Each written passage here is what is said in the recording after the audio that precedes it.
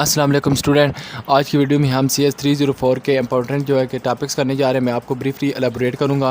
Video start करने से पहले आपसे रिक्वेस्ट है कि अगर आपने अभी तक राजा मुश्ताक ऑफिशियल चैनल को सब्सक्राइब नहीं किया, सब्सक्राइब कर दें, बेल आइकन का बटन प्रेस करें ताकि हर नई आने वाली वीडियो का लेसन बरातखीर आपको ऑन टाइम मिल सके।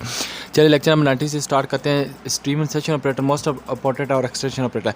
इंसर्शन ऑपरेटर जो है कि हम सी आउट के साथ यूज़ करते हैं। ये इस तरह जो कि लेस दैन के जो ऑपरेटर होते हैं, दो लगाएं, ये इंसर्शन। इनका काम होता है कि ये जो कि हमारा जो डाटा होता है उसको जो है कि आउटपुट जो है कि शो करवाता है या डिस्प्ले करवाता है स्क्रीन के ऊपर। एक्सट्रेशन का मतलब होता है कि ये वैल्यू को गेट करता है यूज़र से। तो ये इस तरह इसकी जो ग्रेटर एक्सटेंबल होती है ये CN के साथ यूज़ करते हैं। और जो इंसर्शन ऑपरेटर होता है ये हम किसके साथ यूज़ करते हैं, सी आउट के साथ। ये दोनों याद रखना, ये मोस्ट इंपॉर्टेंट है पेपर के पॉइंट ऑफ व्यू से। ये आपसे पूछ भी सकते हैं ये इन दोनों का डिफरेंस क्या हो। छोटा सा एक प्रोग्राम बना के दें तो आज ये आप बना सकते हैं, ठीक है। बाकी ये तमाम जो जितने भी ये हमारे पास प्रोग्राम है, आपने इनको बिल्कुल नहीं देखना। जस्ट आपने ये किसी भी यूट्यूब से आपने कंसेप्ट क्लिक करने हैं, ठीक है। अगर आपने रिटर्न नहीं करना है, जस्ट कंसेप्ट क्लिक करें तो आप इंशाल्लाह जो प्रैक्टिकल के एग्ज़ाम में जो है कि आप अच्छे मार्क्स गेट कर सकते हैं, ठीक है। इसके बाद हमारे पास जो इंपॉर्टेंट है वो मैं आपको करवा रहा हूँ। ये यहाँ पे वही लिखा हुआ है कि insertion operator left to right होता है, तो ये एसोसिएट होता है। ये तमाम चीज़ें वो यहाँ पे एलाबोरेट की गई हैं, ठीक है। इतना आपने डीपली नहीं देखना इन चीज़ों को, बस एक रफली देखना। प्रोग्राम जो आपने किसी भी अच्छी यूट्यूब से जो है आपने देख लेने हैं, टॉपिक से नेम दें और आपने जो है कि अच्छी तरह जो है कि आपका जो है पेपर जो है कि आप कर सकते हैं अटैम्प्ट। अच्छा, अब हमारे पास बाइनरी ऑपरेटर है। इक्वालिटी ऑपरेटर क्या, इक्वालिटी ऑपरेटर क्या होता है, ये इस तरह के जो सिंबल होते हैं डबल इक्वल के टू टाइम्स हम राइट आप करेंगे वो हमारे पास इक्वालिटी का ऑपरेटर आता है, ठीक है। ये चीज़ आपने याद रखनी है। ये आपने सिंटैक्स में एक दफ़ा देख लेना, ये आप में MCQs में पूछ सकते हैं। इन इक्वालिटी का मतलब होता है हम जो कि इस तरह ये देख इसका मतलब होता है कि not is equal. Inequality mean not is equal to. Equality मतलब इक्वल, ठीक है। वो डबल अगर लगाएंगे हम इस तरह डबल इक्वल टू टाइम्स लिखेंगे, ये इक्वालिटी का ऑपरेटर होगा। और इन इक्वालिटी ऑपरेटर होगा ये नॉट इज़ इक्वल टू लिखेंगे तो ये नॉट इज़ इक्वल, ठीक है। अब ये जो सिंटैक्स है ये not is equal to this one होगा तो ये इन इक्वालिटी ऑपरेटर। ये भी याद रखना है, इसका सिंटैक्स मोस्ट इंपॉर्टेंट है। जो चीज़ मैं आपको बता रहा हूँ आपने वो रिमेंबर रखनी है। इस तरह हम लेक्चर नंबर 20 की तरफ मूव करते हैं। तो ये हमारे पास स्ट्रिंग के अबाउट बताया गया। स्ट्रिंग का क्या मतलब होता है, स्ट्रिंग का मतलब है जिसके अंदर हम करैक्टर जो है कि कोटेशन के अंदर ये देखें, ये हमारे पास किस में हमने दिए हुआ, ये हमने स्ट्रिंग को लिया। स्ट्रिंग को किसके अंदर करते हैं, कोटेशन के अंदर हम जब लिखते हैं वो हमारे पास क्या कराता है, वो स्ट्रिंग होता है। स्ट्रिंग को हमेशा जो कि जो करैक्टर होते हैं या उसके अंदर लिखते हैं, जिस तरह अल्फ़ाबेटिक ABC के इस तरह नंबर होते हैं, ठीक है। अब हमारे पास इस तरह आपने देखना है। अच्छा, ये मोस्ट इंपॉर्टेंट है पेपर के पॉइंट ऑफ व्यू से। सबस्क्रिप्ट ऑपरेटर क्या होता है, ठीक है। ये आपके पास जो कि एज MCQs भी आया होगा, क्विज़ के अंदर भी ये आपने देख लेना है। ये इसका सिंटैक्स है, ठीक है। ये वाला सबस्क्रिप्ट का ये जो इस तरह होता है, ये देखें ना आप, ये जो ऑपरेटर होता है ये हमारे पास क्या कराता है, सबस्क्रिप्ट ऑपरेटर का था। मोस्ट इंपॉर्टेंट है पेपर के पॉइंट ऑफ व्यू से। अच्छा, ओवरलोडिंग सबस्क्रिप्ट ऑपरेटर का ये आपने जस्ट सिंटैक्स याद रखना है इसका क्या होता है। और ये आपने एक दफ़ा एक लाइन जो है ये याद, must be overload as member function of the class with 1 parameter. अच्छा, मेंबर फंक्शन को आपको पता होना चाहिए ये क्या होते हैं, ठीक है। और डाटा मेंबर फंक्शन क्या होते हैं, ये आपने दोनों चीज़ों में डिफरेंस याद रखना है कि क्या होते हैं, ठीक है। ये हमारे पास है कि आप देखें, ये देख इसका जो है ना करैक्टर, और ये भी आपने एक दफ़ा सिंटैक्स देख लेना है। और ये भी इसका जो सिंटैक्स है वो देख लेना किस तरह होते हैं, ये आपको आने चाहिए, ठीक है। इसके बाद ओवरलोडिंग फंक्शन ऑपरेटर क्या होते हैं, ठीक है। ये मस्ट भी, अच्छा ये आपने चीज़ रखनी है कि ओवरलोडिंग फंक्शन होते हैं, एक तो वो मेंबर फंक्शन होनी चाहिए और उनमें से कोई भी पैरामीटर जो कि वो स्पेसिफाई होने। पैरामीटर का मतलब क्या होता है, ये देखें हमारे पास, अब हमारे पास जो कि ये स्टेटमेंट दी गई है ये पूरी लिखी गई है ये इस तरह। अब इसके अंदर ब्रैकेट्स के अंदर अगर हम कोई पैरामीटर पास नहीं करते तो वो अगर इसके अंदर कोई पैरामीटर पास करते हैं तो क्या बन जाएगा, पैरामीटर फंक्शन बन जाएगा, ठीक है, जिसके अंदर हम पैरामीटर पास करेंगे। इस तरह के ये रिटर्न भी करवाना चाहिए। और ऑपरेटर जो हमारे पास जेनेरिक ऑपरेशन जो कि को परफॉर्म करना चाहिए, ये चीज़ यहाँ पे एलाबोरेट की गई, ये आपने देख लेना है। इसके बाद हमारे पास यूनियन ऑपरेटर क्या होते हैं, और ये आपने याद रखना, ये मोस्ट इंपॉर्टेंट है पेपर के पॉइंट ऑफ व्यू से टॉपिक्स। यूनियन ऑपरेटर वो होते हैं कि जिस जो कि एक ओपिरेंट टेक करते हैं वो हमारे पास क्या कराते हैं, यूनियन ऑपरेटर। जिस तरह ये होगा -x होगा। ऑपरेटर और ओपिरेंट का आपने याद रखना। ओपिरेंट वो होते हैं जिस तरह हमारे पास x हो गया, y हो गया, z होगा, मीनिंग कोई भी हमारे पास जो अल्फ़ाबेटिक नंबर होता है वो ओपिरेंट कराते हैं। ऑपरेटर ये कराते हैं कि माइनस ये एडिशन का, सब्सट्रैक्शन का, मल्टीप्लिकेशन का, डिवीजन का, ये तमाम क्या होते हैं हमारे पास ऑपरेटर कराते हैं। जिसका एक ऑपरेंड होगा वो यूनियन ऑपरेटर होगा। ये देखें जिसका x से एक ऑपरेटर है, ऑपरेंड सॉरी, ये यहाँ पे भी नीचे x से एक ऑपरेंड है यूनियन ऑपरेटर का। ये देख लें आप, जहाँ पे ये H++ G-1 ये इस तरह लिखेंगे, ठीक है। अब हमारे पास टाइप्स एंड ऑपरेटर, ये आपने एक दफ़ा पढ़ लेना है। अब यहाँ पे ये आर्गूमेंट जो है कि यहाँ पे ऑब्जेक्ट के साथ जो है कि जो कि वो पास नहीं किए जाते वो कराते हैं। इस तरह अब हमारे पास एक और आ गया टॉपिक्स यूनिऑपरेटर। वही चीज़ आ गई कि हमारे पास क्या होते हैं कि पोस्ट इंक्रीमेंट प्लस पर पोस्ट इंक्रीमेंट और पोस्ट डिक्रीमेंट क्या होता है। पोस्ट इंक्रीमेंट का मतलब ये है कि आई प्लस प्लस मैं करूँगा, इस मीन कि इसके अंदर एक एडिशन हो जाएगा। अगर लेट्स सी कि अगर हमारे पास आई इज इक्वल टू 1 है, अब मैं 1 प्लस प्लस करूँगा तो ये क्या बनेगा, इसके अंदर एक एडिशन करेगा 1 प्लस 1, ठीक है, ये क्या बन जाएगा 2 बन जाएगा। ये आ गया हमारे पास पोस्ट इंक्रीमेंट। अगर डिक्रीमेंट का होता है वो हमारे पास क्या होगा, पोस्ट डिक्रीमेंट का ये आई माइनस माइनस, इसमें अगर आई हमारे पास 2 है लेट्स सी, तो 2 माइनस 1 करेंगे तो वो 1 आ जाएगा। ये पोस्ट है। पोस्ट का मतलब होता है कि उस वेरिएबल के बाद जो ऑपरेटर आएंगे वो पोस्ट है। प्री का मतलब होता है कि इससे पहले ये इस तरह आएंगे वो हमारे पास होंगे प्री इंक्रीमेंट, ठीक है, या प्री डिक्रीमेंट का होगा। ये आपने चीज़ याद रखनी है, ये इंपॉर्टेंट है पेपर के पॉइंट ऑफ व्यू से ये लेक्चर। इसके बाद हमारे पास ये देखें आ गया, आप क्या किया वाई प्लस प्लस की वही मैं बताया वाई प्लस वाई क्या 2 है, 2 प्लस 1 करेंगे तो ये हमारे पास पहले वाई प्लस प्लस है, पहले एक हमारे पास जो ऑपरेटर है वो होगा, ठीक है, पहले एक ऑपरेटर के और वाई प्लस, ठीक है, वाई हमारे पास क्या 2 एज इट इज़ आ गया। अब हमारे पास क्या एक और प्लस है, अब हमारे पास क्या वाई प्लस प्लस, ठीक है, अब एक क्या करना है वाई एक ये प्लस आ गया और ये एक 1 आ गया, ठीक है। अब क्या 2 है, वाई की जगह हम 2 रखते हैं और ये प्लस 1 करेंगे तो ये हमारे पास क्या आ जाएगा 3। ये 1 किस जगह है, क्योंकि इसके अंदर एक इंक्रीमेंट किया है तो एक प्लस की जगह ये हमने लिख दिया, बाकी का ये रहे। ये इस तरह लेट्स सी कि अगर आप अगर आप 4 टाइम प्लस प्लस कर देते हैं तो ये एरर होगा, या इस तरह अगर आप लिखते हैं तो ये भी एरर होगा। ये सिंटैक्स के एरर आपने याद रखने, ये पेपर के लिहाज से मोस्ट इंपॉर्टेंट है, ठीक है। उसके बाद हमारे पास ये देखें, ये आउटपुट भी बिल्कुल इसी तरह जो मैंने आपको बताई है। अच्छा ये प्री इंक्रीमेंट है, प्री इंक्रीमेंट है तो वो हमारे पास क्या है पहले प्लस प्लस, अगर प्री इंक्रीमेंट होगा तो पहले ये प्लस होगा फिर आएगा प्लस प्लस वाई क्या होगा 2 प्लस 1 करेंगे, 1 प्लस 2 करेंगे 3 आ जाएगा।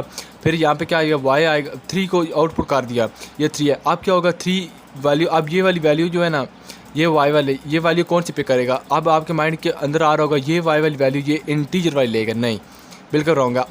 आप ये वाली वैल्यू कौन सी लेगा, अब ये वाली वैल्यू जो इसकी ऊपर वाली जो यहाँ पे स्टोर हुई है वैल्यू वो लेगा, वो हमारे पास कौन क्या थी 3 थी, यहाँ पे स्टोर हुई है, ये अब वैल्यू 3 ले लेगा, ठीक है। बाकी भी इस तरह करना है आपने। अच्छा एक दो डिफरेंस आपने ये याद रखने हैं, अगर आप पोस्ट इंक्रीमेंट करते हैं तो अगर इस तरह सिंटैक्स लिखते हैं पोस्ट इंक्रीमेंट में वो रॉन्ग होगा। अगर प्री इंक्रीमेंट में आप इस तरह लिखते हैं ना, मीन कि वाई से पहले पहले इंक्रीमेंट के अंदर प्लस प्लस करते हैं तो ये हमारे पास जो सिंटैक्स होगा बिल्कुल 100% करेक्ट होगा, एरर नहीं आएगा, ठीक है। ये डिफरेंस आपने याद रखना है। अच्छा अब हमारे पास क्या है वाई 2 है, ये पहले क्या करते हैं पहले से प्लस करना है कि 2 टाइम्स आ रहा है 1 प्लस 1, ये क्या होगा 2 होगा, फिर वाई क्या है 2 है, 2 प्लस 2 क्या होगा 4 आ गया एज इट इज़ आ गया। अब क्या है plus plus Y is equal to X, ठीक है। अब क्या है कि ये वैल्यू एक्स के अंदर स्टोर करें, ये इस तरह यहाँ पे स्टोर होगी तो ये इसकी आउटपुट हमारे पास शो हो जाएगी। ये आपने देख लेना क्योंकि बाकी लेक्चर भी काफ़ी सारे आते हैं वो मैंने आपको एलेबरेट करने हैं। बाकी आपने ये टाइप ऑफ कन्वर्जन देखना है कि ये हमारे पास 2 टाइप्स होती हैं इसकी कन्वर्जन की, ठीक है। इसको एक फार्म से दूसरी फार्म में कन्वर्ट करना वो हमारे पास क्या कराता है, वो टाइप ऑफ कन्वर्जन कराता है। ये भी इंपॉर्टेंट टॉपिक्स है आपके पास, ठीक है। उसके बाद हमारे पास आ जाता है, अच्छा ये एक्सप्लिसिट और इम्प्लिसिट का आपको पता होना चाहिए। एक्सप्लिसिट जो हैव यूज टू, ये आपका एज एमसीक्यूज इंपॉर्टेंट है, ये आपने देख लेना है। उसके बाद टाइप्स ऑफ कन्वर्जन है, ये आपने एक दफ़ा देख लेना है, इसका प्रोग्राम भी। अच्छा लेक्चर नंबर 22 के अंदर है इनहेरिटेंस। इनहेरिटेंस क्या होता है, ये आपका ये इंपॉर्टेंट टॉपिक है, ठीक है। इनहेरिटेंस का मतलब ये क्लास बेस क्लास कौन सी होती है और ड्राइव क्लास। ये देखें हमारे पास ये बेस क्लास है, आगे इस क्लास से अगर और हमारी क्लास ड्राइव होंगी वो हमारे पास क्या कराएंगी ड्राइव क्लास कराएंगे, ठीक है। पेरेंट क्लास और चाइल्ड, पेरेंट मतलब एक हमारे पास पेरेंट क्लास है, आगे उससे जो ब्रांचेज आगे इस तरह निकलेंगी वो हमारे पास चाइल्ड क्लास कराएगी। यहाँ पे ये लिखा हुआ है कि जो इनहेरिट करी है बेस क्लास की जो क्लास जो इनहेरिट होगी वो ड्राइव होगी, ठीक है। ये इसकी जो इंस्टेंस हैं वो इनहेरिट हो रहे हैं, वो क्या ड्राइव क्लास कर रही है। इस बेस क्लास को हम क्या कहते हैं पेरेंट क्लास कहते हैं, ठीक है। ये आप दोनों जो डायग्राम है ये बिल्कुल सेम है। पेरेंट क्लास या बेस क्लास बोथ का नाम एक ही है, या आप पेरेंट क्लास बोल सकते हैं या बेस क्लास। चाइल्ड क्लास को आप चाइल्ड ड्राइव क्लास बोल सकते हैं या ड्राइव क्लास को आप चाइल्ड क्लास बोलते हैं। ये चीज़ यहाँ पे आपको एलेबोरेट की गई है। अच्छा इनहेरिटेंस के अंदर C++ के अंदर हमारे पास कितनी 3 वे होते हैं उसको लिखने के। एक पब्लिक होता है, प्राइवेट होता है, प्रोटेक्टेड होता है। इंपॉर्टेंट है, ये आपसे एग्जाम में पूछ सकते हैं। इज़ अ रिलेशनशिप क्या होता है, इज़ अ रिलेशनशिप जो है इनहेरिटेंस जो रिप्रेजेंट क्या करता है, इज़ अ रिलेशनशिप, ठीक है। ये चीज़ आप याद रखें, ये इंपॉर्टेंट है। जो ड्राइव क्लास होती है is a kind of parent class है, ये 2 चीज़ें मैंने आपको बताई, ये आपने एग्ज़ाम के अंदर आएंगी। अच्छा, उसके बाद हमारे पास एक्सेस करना मेंबर को, ये पर्सन है जो ये यहाँ से ये इसके जो एलिमेंट या डाटा को क्या कर रहा है, ये टीचर और स्टूडेंट क्या है, ये एक्सेस कर रहा है। और ये हमारे पास क्या है, चाइल्ड क्लास है या ड्राइव क्लास है या और ये पर्सन क्लास है या बेस क्लास, ये चीज़ें आपको रिमेंबर होनी चाहिए। अच्छा, इस तरह हमारे पास एरे को, ये आपने याद रखना है किस तरह हम लिख रहे हैं। एरे को हम हमेशा जो इस तरह डिनोट करते हैं, ठीक है, ये इस तरह इन ब्रैकेट के ज़रिए। बाकी और ये हमारे पास क्या है, इसके अंदर हम करेक्टर और 30 का मतलब होता है हमने इसके अंदर लेंथ दे दी है, ये चीज़ आप याद रखनी है। अब नेक्स्ट हमारे पास टॉपिक है कि टॉपिक्स है कि ये हमारे पास कौन सी क्लास है। ये हमारे पास data member of base class हैं और ये डाटा मेंबर ऑफ जो कि ड्राइव क्लास हैं। ये एलोकेशन होती है, मेमोरी को एलोकेट करने के 2 मेथड होते हैं। एक मेंबर डाटा मेंबर होते हैं और एक मेंबर फंक्शन होते हैं। ये 2 चीज़ें आपने याद रखनी है। क्या होते हैं कंस्ट्रक्टर, क्या होता है कंस्ट्रक्टर, ये 2 पॉइंट रखने हैं कि जो हमारे क्लास का नेम होगा वही हमारे पास जो हम नेम रखेंगे, the anonymous object of base class must initialise the construct of base class, ठीक है, ये चीज़ है। और derived class created constructor of base class execute before the constructor of derived. आज जो हमारे ये इंपॉर्टेंट है कि जो कंस्ट्रक्टर होता है ये बेस क्लास से एग्जीक्यूट होता है पहले, ड्राइव क्लास से पहले जो है कि हमारे पास जो है कंस्ट्रक्टर जो है कि ड्राइव होता है, ठीक है। ये चीज़ यहाँ पे लिखी हुई है कि base class executive before, base class जो होती है वो एग्जीक्यूट होती है ड्राइव क्लास से पहले, ये चीज़ यहाँ पे एलेबोरेट की गई है। और यहाँ पे ये लिखा गया, और जो क्लास का नेम होगा ये देखें, अब जो क्लास का नेम है यहाँ पे जब कंस्ट्रक्टर क्रिएट करेंगे, ये देखें यहाँ पे किया हमने, वहाँ पे क्या करना है कि जो क्लास नेम होगा वो मेंशन करें, वो हमारे पास क्या कराएगा, कंस्ट्रक्टर का नेम सेम होता है, ठीक है। यहाँ पे ये पॉइंट्स आपको दिए गए जो मैंने आपको बता दिए हैं। इसके बाद हमारे पास डिफ़ॉल्ट कंस्ट्रक्टर क्या होता है। Default constructor which either has no, default constructor वो होता है जो जिसके ना पैरामीटर या उसके आर्गूमेंट्स ना होंगे, ठीक है, वो हमारे पास डिफ़ॉल्ट कंस्ट्रक्टर कराता है। जिस तरह ये देखें चाइल्ड है और चाइल्ड के अंदर ये हमारे पास जो ब्रैकेट्स हैं इसके अंदर कोई आर्गूमेंट पास नहीं किएगा पैरामीटर के अंदर, वो हमारे पास ये हमारे पास क्या कराएगा, ये हमारे पास होगा डिफ़ॉल्ट कंस्ट्रक्टर कराएगा, ठीक है। अब हमारे पास एक इम्प्लिसिट डिफ़ॉल्ट कंस्ट्रक्टर और एक्सप्लिसिट, ये मोस्ट इंपॉर्टेंट है पेपर के पॉइंट ऑफ व्यू से। इम्प्लिसिट जो होता है जो कंपाइलर जनरेट करता है, ठीक है, और जो हमारे पास इसके अंदर ये होता है कि हमें जो है कि कंस्ट्रक्टर को फॉर क्लास के लिए कंस्ट्रक्टर को गिवन नहीं करना पड़ता और मेंशन नहीं करना पड़ता, ये ऑटोमेटिक जो है कि वो जो कंपाइलर होता है वो जनरेट करता है। ये हमारे पास क्या कहलाता है, इम्प्लिसिट कहलाता है। एक्सप्लिसिट का मतलब होता है कि ये इसके अंदर जो यूज़र खुद मेंशन करता है कंस्ट्रक्टर को, और ये हमारे पास, और ये एक्सप्लिसिट ये इसको कौन डिफाइन करता है, इसको यूज़र डिफाइन करता है। ये कंपाइलर से जो है कि ऑटोमेटिक जनरेट नहीं होता, इसको यूज़र जो है वो खुद मेंशन करता है। और बात लेकिन इम्प्लिसिट के अंदर ये कंपाइलर जो है जनरेट करता है, ठीक है, डिफ़ॉल्ट कंस्ट्रक्टर, और ये और जो कंस्ट्रक्टर होता है क्लास के लिए हमें जो है मेंशन नहीं करना पड़ता, ऑटोमेटिकली होता है। ये 2 चीज़ें आपने याद रखनी है। बेस क्लास इनिशियलाइजर क्या है ये आपने एक दफ़ा पढ़ लेना है, इसका जो सिंटैक्स भी देख लेना है, ठीक है। उसके बाद बेस क्लास वही चीज़ यहाँ पे आगे बेस का इज एग्जीक्यूट, ये वही चीज़ है कि ये बेस क्लास जो है ये एग्जीक्यूट होती है बिफोर दी डाटा मेंबर। जो ये बेस इनिशियलाइजर से का मतलब होता है कि जो बेस क्लास होती है वो जो कि जो है कॉल होती है बिफोर द ड्राइव क्लास से, ठीक है, ये पॉइंट इसका मतलब। और ये मतलब है कि जो कि हमारे पास जो बेस क्लास है वो रिटर्न लिखी जाती है after the initialize drive class के बाद, जो हम जो है कि बेस क्लास को इनिशियलाइज़ करते हैं। ये 2 चीज़ें आपने याद रखनी है। ये जो है इंपॉर्टेंस है कि जो हमारे पास बेस क्लास होती है वो एग्जीक्यूट होती है before the data member, before the drive class, sorry. इसके बाद हमारे पास डिस्ट्रक्टर है। डिस्ट्रक्टर का मतलब होता है कि ये हमारे पास जो टिगल का साइन है इसको हम क्या कहते हैं, टिगल, TIDLE, ठीक है, इसको हम पढ़ते हैं टिगल। ये हमारे पास होता है कि मेमोरी, जब हम मेमोरी को, ये हमारे पास ईप है, लेस थी एच में लिख लेता हूँ ये ईप है। अब मैंने क्या किया, इसको मेमोरी को यूज़ कर रहा हूँ यहाँ पे, ठीक है।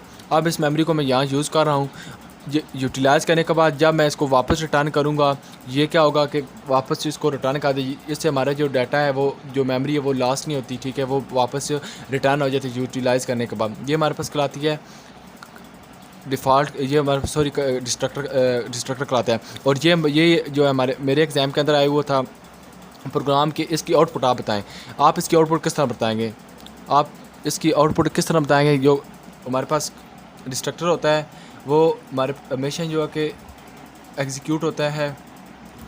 अच्छा, ये हमेशा जो कि कॉल होता है इन्वर्स आर्डर में। इन्वर्स आर्डर में यहाँ पे हमें एलाबोरेट किया गया है कि डिस्ट्रक्टर जो हमेशा कॉल होता है इनवर्स आर्डर में, ठीक है। बाकी जो डिस्ट्रक्टर के अलावा जितने प्रोग्राम होते हैं वो किस तरह वो ऊपर से नीचे की तरफ कॉल होते हैं, लेकिन जो डिस्ट्रक्टर होता है ये क्या होता है, नीचे से ऊपर की तरफ होता है इनवर्स आर्डर, ठीक है। अब क्या होता है कि बेस इनिशियलाइजर में आपको बताया था बेस क्लास जो है कि वो क्या होती है, कॉल होती है बिफोर द ड्राइव क्लास के, लेकिन डिस्ट्रक्टर के अंदर जो कि क्लास होती है, क्लास डिस्ट्रक्टर जो होता है कॉल होता है before the base class destructor से, ठीक है। पहले हमारे पास जो ड्राइव क्लास होती है वो कॉल होती है बिफोर द बेस क्लास। ये चीज़ आपने दोनों के अंदर जो कि डिफरेंस याद रखना है। डिस्ट्रक्टर का आपको पता चल गया है। आप ये देखें फर्स्ट ऑफ ऑल जो है कि हमारे पास डिस्ट्रक्टर की गैर वैल्यू कौन सी, एक पेरेंट कंस्ट्रक्टर है और एक हमारे पास ये चाइल्ड है, ठीक है। ये दो चीज़ें होगी, ठीक है। ये पेरेंट का आ गया और ये चाइल्ड। अब हमारे पास डिस्ट्रक्टर की बारी है। डिस्ट्रक्टर की क्या होगी, ये कंस्ट्रक्टर का अंदर जो हमारे पास डिस्ट्रक्टर के बगैर जो है जो कंस्ट्रक्टर की वैल्यू थी वो हमने क्या की ऊपर से नीचे की तरफ मूव किया। आप डिस्ट्रक्टर की क्या होगा, नीचे से ऊपर की तरफ मूव करेंगे। आप डिस्ट्रक्टर की देखते हैं, पहले मैं यहाँ पे क्या है, डिस्ट्रक्टर की चाइल्ड डिस्ट्रक्टर है और इसके बाद ये देख पेरेंट डिस्ट्रक्टर, यही आ गया चाइल्ड डिस्ट्रक्टर और पेरेंट डिस्ट्रक्टर, ठीक है। ये आपने दो चीज़ याद रखनी, ये मोस्ट इंपॉर्टेंट है। 5 नंबर का ये MCQ 5 नंबर का लॉन्ग क्वेश्चन आया था पेपर के अंदर। ये आपने आपके वैल्यू चेंज में करके दे सकते, कहेगा कि आप इसमें बताएं कि कंस्ट्रक्टर और डिस्ट्रक्टर की वैल्यू जो कि आउटपुट क्या आएगी, ठीक है। ये चीज़ आपको मैंने बता दी। लेक्चर नंबर 20 के अंदर डिफ़ॉल्ट कंस्ट्रक्टर क्या होता है मैंने आपको बता दिया कि जो कि जो हमारे पास पैरामीटर या आर्गूमेंट जिसमें अंदर पास नहीं होते, ठीक है, वो इस तरह जो ब्रैकेट्स होती हैं वो हमारे पास उसके अंदर कोई भी पैरामीटर पास नहीं किए, वो हमारे पास डिफ़ॉल्ट कंस्ट्रक्टर कहलाता है। इम्प्लिसिट का बता दें, इम्प्लिसिट जो होता है कंपाइलर जनरेट करता है, ठीक है। इसके अंदर कोई भी कंस्ट्रक्टर होता है जो उसको क्लास के लिए जो है कि मेंशन करना की ज़रूरत नहीं पड़ती, ये ऑटोमेटिकली कंपाइलर से जनरेट होता है। एक्सप्लिसिट का मतलब है कि जो ये यूज़र जो है कि खुद क्रिएट करता है, तो ये हमारे पास क्या कराता है, एक्सप्लिसिट क्लास। ये दो चीज़ें आपने याद रखनी है।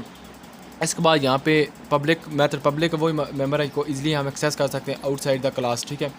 उसके बाद हमारे पास यही बताया गया है, ये आपने देख लेना एक दफ़ा प्रोग्राम में, आपको ब्रीफली जो है कि बता रहा हूँ। उसके बाद हमारा प्रोटेक्टेड एक्सेस स्पेसिफायर है, तो प्रोटेक्टेड आपने देख लेना है कि हम इसको जो है कि प्रोटेक्टेड मेंबर जो क्लास के ये हम इसको आउटसाइड जो एक्सेस नहीं कर सकते, बट इसको जो हम जस्ट एक्सेस कर सकते हैं drive class of the class के अंदर। ये चीज़ आप याद रखनी है कि प्रोटेक्टेड मेंबर के अंदर हम जो कि क्लास को आउटसाइड एक्सेस नहीं कर सकते, जस्ट हम किसके अंदर एक्सेस कर सकते हैं, ड्राइव क्लास के अंदर एक्सेस कर सकते हैं। और जो protected member of base class के होते हैं वो क्या बन जाते हैं, protected member of drive class. ये चीज़ आपने याद रखनी है। Protected member of base class वो क्या बन जाते हैं, protected member of base class drive class बन जाते हैं, ठीक है।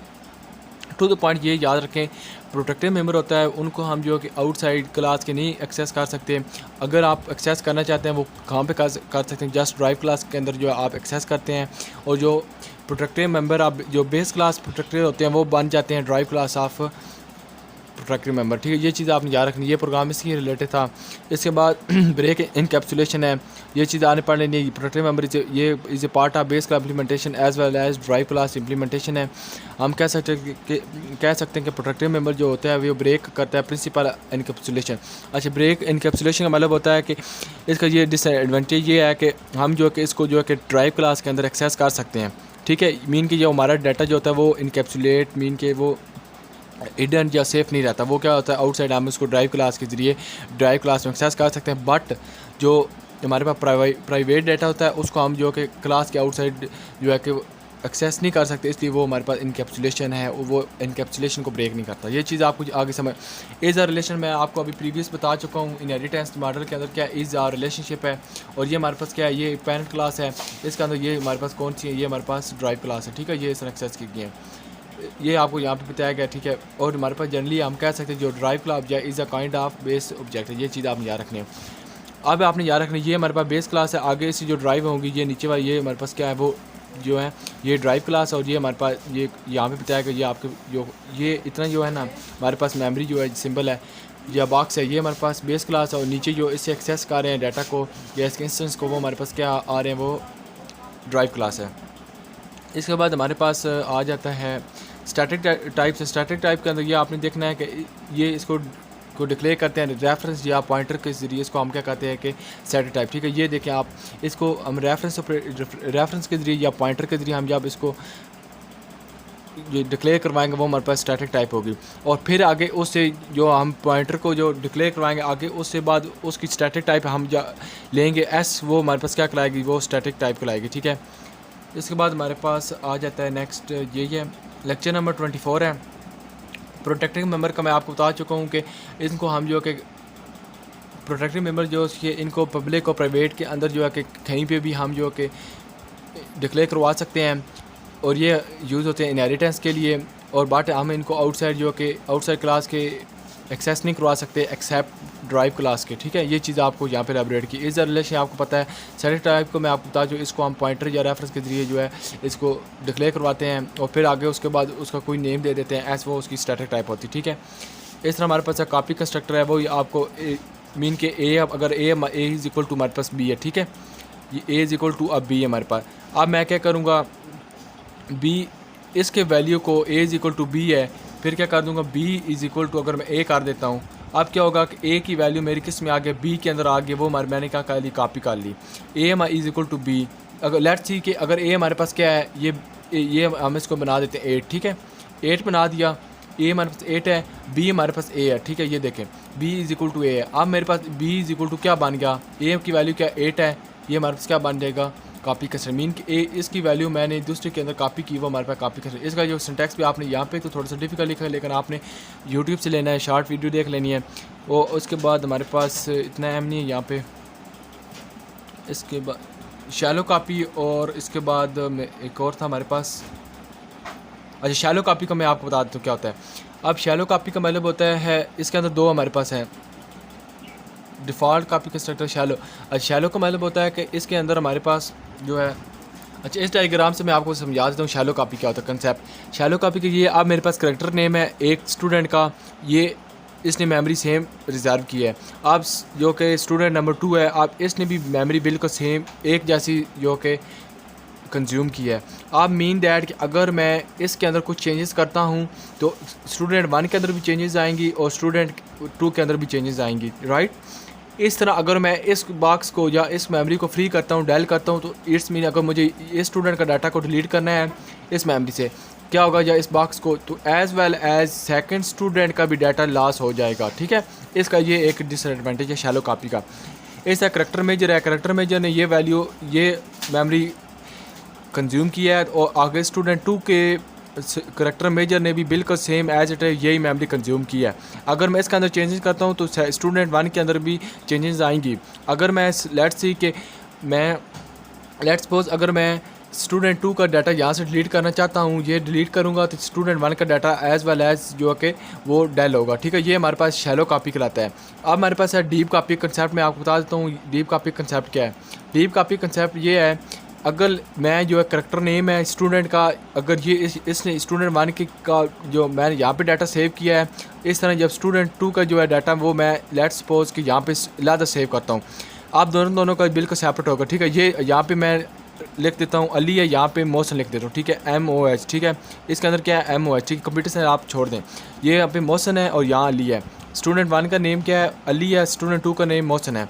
स्टूडेंट 1 का नेम अली है और मैं इसका जो नेम चेंज करना चाहता हूँ यहाँ पे, अब मैं यहाँ से चेंज करूँगा स्टूडेंट 2 के ऊपर कोई इफेक्ट नहीं पड़ेगा, ठीक है। वो बिल्कुल एज वो एक सेपरेट मेमोरी के अंदर उसने मेमोरी कंज्यूम की हुई, वो लादा पड़ा हुआ है, तो स्टूडेंट 1 के अंदर ही इफेक्ट होगा। एक तरह स्टूडेंट 2 के अंदर मैं मोहसिन है, अगर उसके फादर के नाम साथ अटैच करना चाहता हूँ मैं मोहसिन रज़ा लिखूँगा, तो स्टूडेंट 1 के अंदर इसके अंदर कोई इफेक्ट नहीं पड़ेगा, ठीक है। ये इन दोनों ने अलग मेमोरी कंज्यूम किया। अगर डिलीट भी कर देता हूँ स्टूडेंट 1 के ऊपर कोई इफेक्ट नहीं पड़ेगा।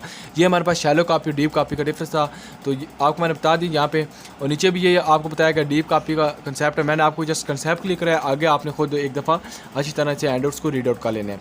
इस तरह हमारे पास असाइनमेंट ऑपरेटर कौन से होते हैं। अब असाइनमेंट ऑपरेटर ये देख हमारे पास कौन सा है, पर्सन ऑपरेटर, ये इज इक्वल टू को ये हमारे पास क्या कराएगा असाइनमेंट ऑपरेटर। जिस तरह ए इज इक्वल टू बी है, ये हमारे पास कौन सा सिंबल है, ये असाइनमेंट ऑपरेटर, ये चीज़ आप याद रखनी है। इसके बाद हमारे पास इम्प्लिसिट एक्सप्लिसिट का असाइनमेंट ऑपरेटर को मैं आपको बता चुका हूँ। असाइनमेंट ऑपरेटर बेस है, एक्सप्लिसिट और इम्प्लिसिट है, दो हैं, ये चीज़ें आप देख लेंगे। इम्प्लिसिट का कॉल किस तरह, अच्छा इम्प्लिसिट को किस तरह कॉल करते हैं, और इम्प्लिसिट और एक्सप्लिसिट को, ये दोनों जो सिंटैक्स है आपने याद रखना है, मोस्ट इंपॉर्टेंट है पेपर के पॉइंट ऑफ व्यू से, ठीक है, ये मोस्ट इंपॉर्टेंट है। आगे आप चाहें तो अपेंडिक्स है, टाइप्स कन्वर्जन इसके आ जाती है। कास्टिंग क्या होता है, अगर हम किसी एक कन्वर्जन की टाइप को दूसरी कन्वर्जन की टाइप में कन्वर्ट करते हैं, वो हमारे पास क्या आ जाता है, कास्टिंग कराता है, ठीक है। कास्टिंग हमारे पास 2 वे होते हैं, एक इम्प्लिसिट कास्टिंग कन्वर्जन होता है, एक्सप्लिसिट कन्वर्जन। अगर जो इम्प्लिसिट है कन्वर्जन जो हमारे पास, अच्छा इम्प्लिसिट कास्टिंग का मतलब होता है कि इसके अंदर जो है कन्वर्जन जो कंपाइलर होता है वो ऑटोमेटिकली जो है कि उसको चेंज कर देता है। उसके अंदर इसके अंदर कोई प्रोग्रामर की रिक्वेस्ट की नीड ही नहीं होती, वो ऑटोमेटिकली प्रोग्रामर के ज़रिए जो है वो परफॉर्मेंस जो वो परफॉर्म हो रहा होता है वो चेंज है, उसकी कन्वर्जन जो है कि जो कन्वर्जन परफॉर्म हो रही होती है वो चेंज हो जाती है। बट एक्सप्लिसिट के अंदर ये है कि इसके अंदर जो हमारे पास जो प्रोग्रामर होता है वो रिक्वेस्ट करता है कंपाइलर को कि इसकी जो कन्वर्जन इसको कन्वर्ट कर दें एक one type two another type, वो हमारे पास क्या कराती है, एक्सप्लिसिट कराती है। ये तो आपने डिफरेंट याद रखना मोस्ट इंपॉर्टेंट है। आगे इनकी ये आपने फोरकास्टिंग ऑपरेटर के आपने याद रख लेने हैं। स्टैटिक कास्ट है, कांस्टेंट कास्ट है, डायनेमिक है और री इंटरप्रेट है। ये मोस्ट इंपॉर्टेंट है पेपर के पॉइंट ऑफ व्यू। ये आपसे एज अ लॉन्ग जो कि आपसे पूछ सकते हैं कि इनके 4 पॉइंट्स कौन से हैं। अब हमारे पास है इनहेरिटेड कास्टिंग, इसके 2 काइंड्स होती है। एक हमारे पास अप कास्टिंग होती है, डाउन कास्टिंग होती है। ये भी मोस्ट इंपॉर्टेंट है। अप कास्टिंग के अंदर ये होता है, कास्टिंग ये होती है हमारे पास ड्राइव टू बेस क्लास की तरफ होती है। अप कास्टिंग का मतलब क्या है, आपका ये नीचे ड्राइव क्लास से जो हम बेस क्लास की तरफ मूव करते हैं वो अप कास्टिंग है। आपका मतलब नीचे से ऊपर की तरफ कोई चीज़ को लिफ्ट करना, लिफ्ट का मतलब उठाना, नीचे से ऊपर की तरफ मूव करेंगे वो अप है। डाउन का मतलब क्या होता है, अगर अभी हमारे पास जो है कि बॉल है, लेट्स सपोज कि अब हमारे पास गेंद है, उसको क्या करेंगे हम ऊपर उस बॉल को जो है कि ऊपर से नीचे फेंकेंगे, वो क्या होगा नीचे डाउनवर्ड की तरफ मूव करेगी। ठीक है, वो हमारे पास डाउनवर्ड होगी। वो किस तरह होगी, ऊपर से नीचे। यहाँ पे ऊपर बेस क्लास है, बेस क्लास से ड्राइव क्लास की तरफ मूव करेंगे तो ये हमारे पास जो है कि ड्राइव क्लास होगी। ठीक है, अब दो चीज़ें मैंने आपको बता दी, ये मोस्ट इंपॉर्टेंट है पेपर के पॉइंट ऑफ व्यू से। इसके बाद हमारे पास ये चीज़ें आपने याद रखनी है, ये एग्ज़ाम के अंदर मस्ट आएंगी। अब हम आगे मूव करते हैं तो इसके अंदर इतना टाइम नहीं है। लेक्चर नंबर 25 के अंदर over riding member function of base class drive function है। ओवर राइडिंग का यही चीज़ यहाँ पे आपको कंसेप्ट बताया गया कि member function base class to override function drive class simply word same signature proto. अच्छा, जो इसकी जो ओवर राइडिंग के अंदर मतलब है कि जो इसका सिंटैक्स होगा बिल्कुल सेम एज इट इज, जो इस क्लास का नेम होगा फंक्शन का बिल्कुल इसी तरह इसका नेम होगा, वो हमारे पास क्या कराएगा, ओवर राइडिंग कराएगा। यहाँ पे देखें फंक्शन ओवर राइडिंग, ये देखें जो यहाँ पे पब्लिक के अंदर इसका जो नेम है वाइड फंक्शन है 1 है, यहाँ पे भी इसका बिल्कुल सेम एज इट जो दे गया। ये हमारे पास क्या टू फंक्शन का जो नेम अगर आपस में सेम होंगे जो ठीक है, वो हमारे पास क्या कराएंगे, ओवर राइडिंग कराएंगे। ये यहाँ पे लिखो two function two base drive class, base drive के अंदर उन दोनों का नाम सेम होगा, वो ओवर राइडिंग कराएंगे। और फंक्शन ओवर राइडिंग का मतलब होता है कि बोथ के नाम चेंज होंगे। अब हमारे पास वाइड फंक्शन 1 है, ठीक है, इसके अंदर फंक्शन के अंदर मैंने क्या किया, यहाँ पे कोई भी पैरामीटर पास नहीं किया। आपको पैरामीटर का समझ ही नहीं आ रही होगी कि इसका मतलब क्या है। अगर अब मेरे पास ये देखा पैरेंथेसिस है, वाइड फंक्शन एज इट यहाँ पे लिखो वाइड, ठीक है। अब हमारे पास क्या FUNC मैं लिखा है। अब ये मैं अगर इसको एम्प्टी छोड़ देता हूँ, ये हमारे पास क्या होगा, इसके अंदर मैंने कोई आर्गुमेंट पास नहीं किया। अगर मैं इसके अंदर कर देता हूँ इंट, ये डाटा टाइप है इंट आई कर देता हूँ, लेट्स सपोज, अब क्या होगा, यहाँ पे सेमीकोलन है। अब इन दोनों का मैंने मीनिंग चेंज, वाइड फंक्शन 1 का आर्गूमेंट के बगैर और आर्गूमेंट के साथ दोनों का जो कि मतलब डिफरेंट होगा। अब यहाँ पे क्या है कि इसका एक वाइड फंक्शन 1 है, इसके अंदर कोई आर्गूमेंट पास नहीं किया। सेकंड के अंदर हमने आर्गूमेंट पास किया, वो हमारे पास क्या कराएगा, ओवर राइडिंग। यहाँ पे लिखो two function in same class with same name but different parameter and return type. यहाँ पे यही चीज़ बात है कि दो फंक्शन है, वो एक ही क्लास के अंदर उनका सेम नेम है। ये फंक्शन 1 और फंक्शन 1 सेम है, लेकिन इनकी जो आर्गूमेंट है और रिटर्न टाइप्स है वो क्या डिफरेंट है, वो हमारे पास फंक्शन ओवर राइडिंग कराएगी। इसके बाद ओवर राइडिंग का ये आपको प्रोग्राम है, ये आपने देख लेना है यूट्यूब से प्रोग्राम देख लेना है। उसके बाद डायरेक्ट बेस क्लास है, डायरेक्ट बेस क्लास और इनडायरेक्ट का क्या मतलब, डायरेक्ट का मतलब होता है अब जो चाइल्ड है इसको एक्सेस कर रहा है पेरेंट 1 को, ये डायरेक्टली कर रहा है। इस तरह चाइल्ड 2 है, अब पेरेंट 1 को एक्सेस कर रहा है, वो डायरेक्ट कर रहा है। इस तरह चाइल्ड 2 ने पेरेंट 2 को डायरेक्ट करना है, एक्सेस करना है डायरेक्टली। अब अगर लेट्स सपोज चाइल्ड 1 ने ग्रैंड पेरेंट से को जो है कि एक्सेस करना है, वो क्या करेगा, चाइल्ड 1 पहले यहाँ से क्या होगा, पेरेंट 1 की तरफ आएगा, फिर पेरेंट 1 क्या होगा यहाँ से आके फिर क्या करेगा, ग्रैंड पेरेंट की तरफ वहाँ से। मीन के इनडायरेक्ट का मतलब होता है किसी और के थ्रू आगे फिर हम उस तक चीज़ तक पहुँचेंगे, उसको एक्सेस करेंगे, वो हमारे पास क्या कराता है, वो हमारे पास इनडायरेक्ट कराता है। ये चीज़ यहाँ पे एलेबोरेट की गई है नीचे पूरे, ये आपने पढ़ लेना है एक दफ़ा। इस बार लेक्चर नंबर 26 है बेस इनिशियलाइजेशन है। मैं आपको प्रीवियसली काफ़ी दफ़ा बता चुका हूँ। इसका मतलब जो चाइल्ड होता है वो कैन ऑनली कॉल, जो चाइल्ड होता है इसका वो किसको कॉल सकता है, ऑनली कंस्ट्रक्टर को कॉल कर सकता है। वो किसके ज़रिए, या डायरेक्ट बेस क्लास के ज़रिए जो है कि उसको कॉल का कंस्ट्रक्टर इनिशियलाइजेशन लिस्ट के अंदर। और जो चाइल्ड होता है वो can not call the constructor of any it's indirect. अच्छा, यहाँ पे ये लिखा हुआ कि जो चाइल्ड होता है वो कंस्ट्रक्टर को कॉल कर सकता है, डायरेक्ट बेस के ज़रिए कॉल कर सकता है, बट वो जो है कि इनडायरेक्ट बेस के ज़रिए वो अपने कंस्ट्रक्टर को कॉल नहीं कर सकती। यहाँ पे यही चीज़ एलेबोरेट की गई है, ये यहाँ पे ये चीज़ देखें टाइप्स ऑफ इनहेरिटेंस कितनी किस्म के होते हैं ये इंपॉर्टेंट मैं आपको बता चुका हूँ। एक पब्लिक होता है, प्रोटेक्टेड होता है और प्राइवेट होता है, ठीक है। ये तो तीन चीज़ें ये हमारे पास होते हैं। स्पेसिफिक टाइप ऑफ इनहेरिटेंस होते हैं, ये आपसे पूछ भी सकते हैं what is specific types of inheritance या how many specific types of inheritance, ये चीज़ें आपको आनी चाहिए। इस हमारे पास ये जो 3 टेबल्स हैं ये मोस्ट इंपॉर्टेंट है, ठीक है। आपसे ये एग्ज़ाम के अंदर मस्ट आएंगे कि यहाँ पे ये लिखा हो कि हमारे पास कितनी टाइप्स होती हैं इनहेरिटेंस की स्पेसिफिक। ये एक हमारे पास है पब्लिक इनहेरिटेंस। पब्लिक इनहेरिटेंस का मतलब है इसका सिंटैक्स इस तरह का होता है, ये तो आपको पता है CS 201 में आप पढ़ चुके हैं। पब्लिक के अंदर हम क्या कहते हैं कि वो पब्लिक क्या होता है ड्राइव क्लास के अंदर भी। प्रोटेक्टेड के अंदर क्या होता है वो हम क्या कहते हैं वो प्रोटेक्टेड ही होता है, लेकिन प्राइवेट के अंदर वो हिडन होता है, ठीक है। हम उसको एक्सेस नहीं कर सकते, वो उसका जो डाटा होता है वो क्या होता है हिडन होता है, इनकैप्सुलेशन होता है, इनकैप्सुलेट होता है। प्रोटेक्टेड के अंदर क्या होता है बेस क्लास और ड्राइव क्लास। बेस क्लास के अंदर वो पब्लिक के अंदर क्या होता है प्रोटेक्टेड होता है और प्रोटेक्टेड के अंदर भी प्रोटेक्टेड होता है, ठीक है। प्राइवेट के अंदर क्या होता है वो डाटा जो है कि हिडन होता है, ठीक है। ये चीज़ आपने याद रखनी है। अब हमारे पास जो कि प्राइवेट इनहेरिटेंस के अंदर जो है बेस क्लास के अंदर पब्लिक के अंदर प्राइवेट होगा, प्रोटेक्टेड के अंदर भी वो क्या होगा प्राइवेट होगा, लेकिन प्राइवेट के अंदर क्या हिडन होगा। ये 3 टेबल जो है ये जस्ट एज MCQs के इंपॉर्टेंट हैं। इसके बाद प्राइवेट इनहेरिटेंस है, आपको पता होगा क्या होते हैं। बाकी लेक्चर नंबर 27 है तो क्लास कलेक्शन है, ये स्पेशलाइजेशन डिस्ट्रक्शन के अबाउट आपको दिए गए, ये आपने पढ़ लेना है। उसके बाद नीचे अभी मूव करते हैं तो देखते हैं कोई प्रोटेक्टेड इनहेरिटेंस का मैं आपको बता चुका हूँ कि हम जस्ट इसको प्रोटेक्टेड को ड्राइव क्लास के अंदर एक्सेस कर सकते हैं और साइड हम इसको एक्सेस नहीं कर सकते, और इसकी प्रॉपर्टीज़ भी आपने पढ़ लेनी है। यहाँ पे ये जस्ट आपको एग्जांपल के तो अच्छा ये चीज़ आपको याद रखनी चाहिए। ये चीज़ आपको ये है कि अब आपके पास आ गए कंपैरिजन। अब हमने क्या करना है पब्लिक प्रोटेक्टेड या प्राइवेट इनहेरिटेंस को आपस में कंपैरिजन करना है। पब्लिक इनहेरिटेंस के अंदर हमारे पास जो बेस क्लास है वो कहाँ एक्सेसिबल है ड्राइव। अब पब्लिक जो डाटा होता है हम उसको पब्लिक का मैं आपको बता रहा हूँ, हम उसको क्लास के इनसाइड भी जो कि एक्सेस कर सकते हैं, प्राइवेट जगह पे भी एक्सेस कर सकते हैं और आउटसाइड भी एक्सेस कर मीन कि हम पब्लिक में भी एक्सेस कर सकते हैं, प्रोटेक्टेड भी कर सकते हैं और हम उसको आउटसाइड भी क्लास से कर सकते हैं। ये पब्लिक के अंदर ये तो आपको पता है। पब्लिक का मतलब ये होता है कि मीन के हर जगह पे वो चीज़ जो है कि आ सकती है, हम उसको जा सकती है, वो हमें क्या कराता है पब्लिक का। जहाँ भी पब्लिक प्लेस होती है या आपने ये सुना होगा पब्लिक प्लेस के अंदर होता है कि हर तरह के चाहे वो यंग जनरेशन है, वो चाइल्ड है, ठीक है, ओल्ड पर्सन है, ठीक है, ये तमाम जो चीज़ें होती हैं ये तमाम पर्सन वहाँ पे जा सकते हैं, वो पब्लिक। आप क्या ड्राइव 1 के अंदर भी तमाम जगह पे एक्सेसिबल है, ड्राइव 1 2 के अंदर भी और आउटसाइड के अंदर भी एक्सेसिबल है, ठीक है, ये चीज़ है। अब आएगा प्रोटेक्टेड का मतलब क्या है। प्रोटेक्टेड का मतलब है कि हम उसको ड्राइव 1 पे एक्सेस कर सकते हैं, ड्राइव 2 3 4 5 6 के अंदर एक्सेस कर सकते हैं यस, लेकिन इसको आउटसाइड हम एक्सेस नहीं कर सकते। ये यहाँ पे यही चीज़ जो मैं आपको ऊपर बताई थी कि जो प्रोटेक्टेड इनहेरिटेंस होता है उसको क्लास के ड्राइव क्लास तक हम उसको जो एक्सेस कर सकते हैं और उसको आउटसाइड एक्सेस नहीं कर सकते। यहाँ पे वही चीज़ बताई गई है। अब हमारे पास है बेस क्लास प्राइवेट इनहेरिटेंस के अंदर। प्राइवेट इनहेरिटेंस को क्या कहते हैं ड्राइव 1 सिर्फ एक ड्राइव 1 तक एक्सेस कर सकते हैं, उसके बाद ड्राइव 2 3 के अंदर एक्सेस नहीं कर सकते और इसको ना आउटसाइड हम जो कि उसको एक्सेस कर सकते हैं। अगर आपने CS 201 अच्छी तरह पढ़ी है तो ये या CS 304 जो है आपने मिड टर्म का लेक्चर जो हैंड आउट्स अच्छी तरह पढ़ें तो ये आपको जो एक ही नज़र के अंदर समझ आ गई होगी कि इसका मतलब क्या है।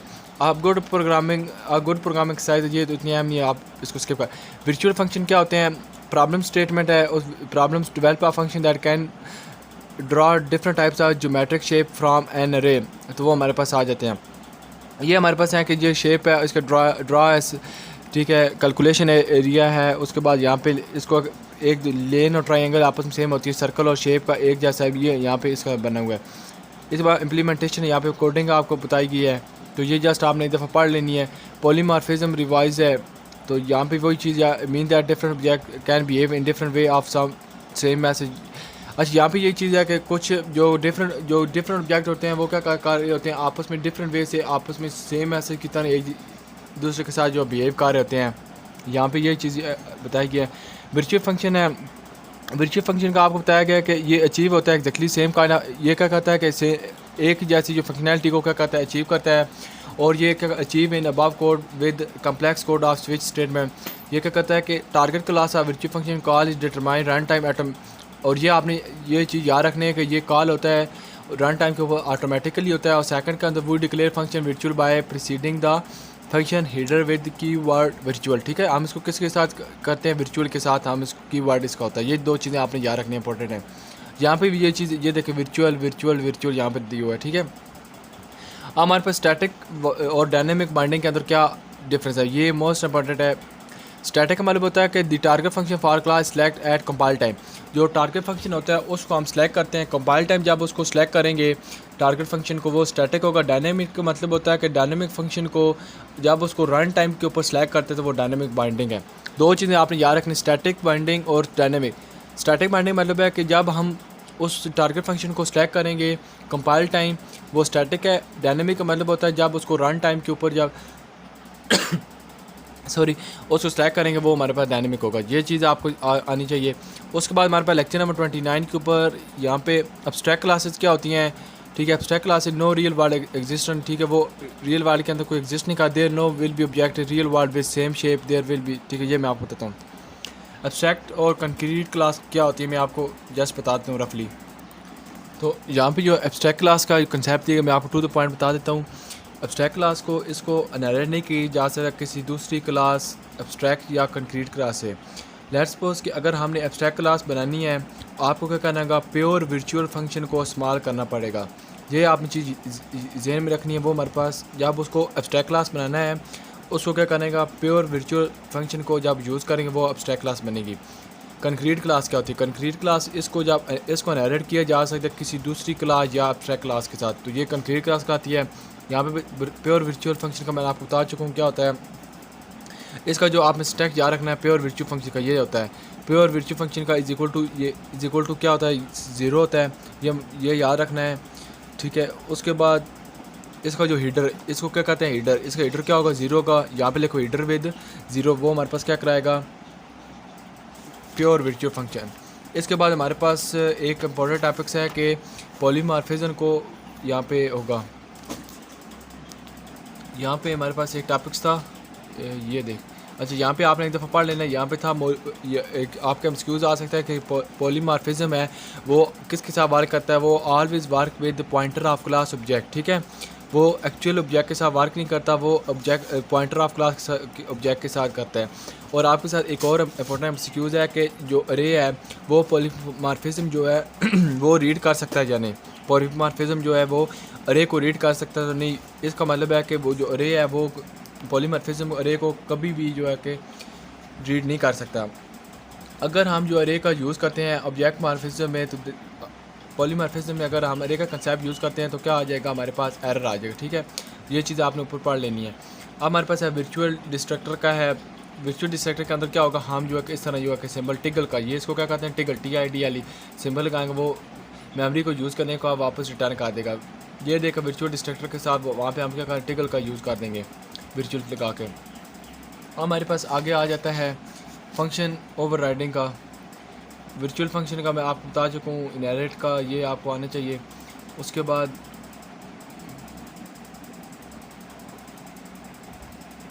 लेक्चर नंबर 13 है पॉलीमॉर्फिज्म का, ठीक है।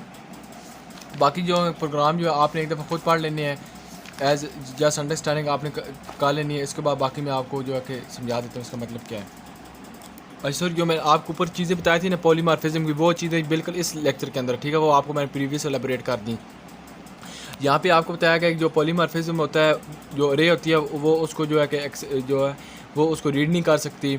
ये आपने चीज़ याद रखनी है। उसको कौन रीड कर सकता है, उसको ऑब्जेक्ट ऑफ पॉइंटर, जो पॉइंटर ऑफ क्लास ऑब्जेक्ट होते हैं वो उसको जो है कि पॉलीमॉर्फिज्म को रीड कर सकते हैं, ठीक है।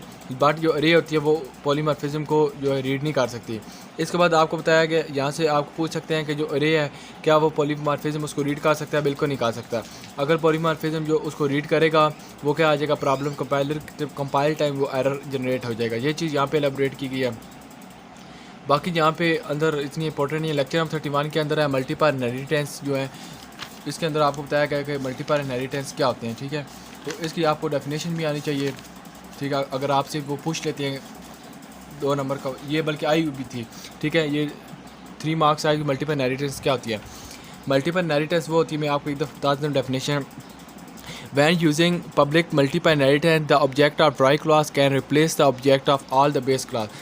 मीन के जो ड्राइव क्लास का ऑब्जेक्ट है वो रिप्लेस कर सकता है बेस क्लास के ऑब्जेक्ट को, ठीक है। ये आपके आ सकता है MCQs के अंदर। ये आपने चीज़ याद रखनी है कि हमारे पास जो है मल्टीपल इनहेरिटेंस की डेफिनेशन, ठीक है, आपने कुछ भी देख लें, चाहे अगर ईज़िली अगर आप याद कर सकते हैं तो गूगल से कर लें, ठीक है।